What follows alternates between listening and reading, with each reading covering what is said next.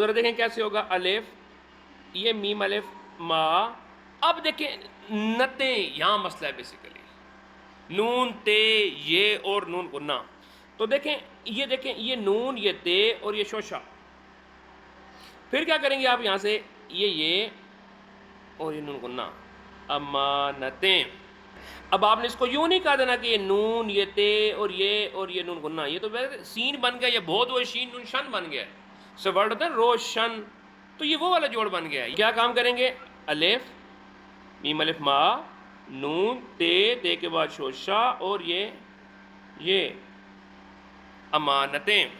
اچھا خدا نہ خاصہ یہیں پہ کوئی بندہ سوال پوچھ سکتا ہے، پھر پوچھے تو کس سے نہیں، لیکن چلے فرض کرتے ہیں کہ سر یہ نون اور تے کے بعد شوشا کیوں بنایا آپ نے یوں کیوں نہیں کیا کہ نون کا شوشا بنائیں، یہ تے اور یہ نون گنا کر دیں. ہو سکتا ہے نا ذہن میں ایک بات آ سکتی ہے. تو دیکھیں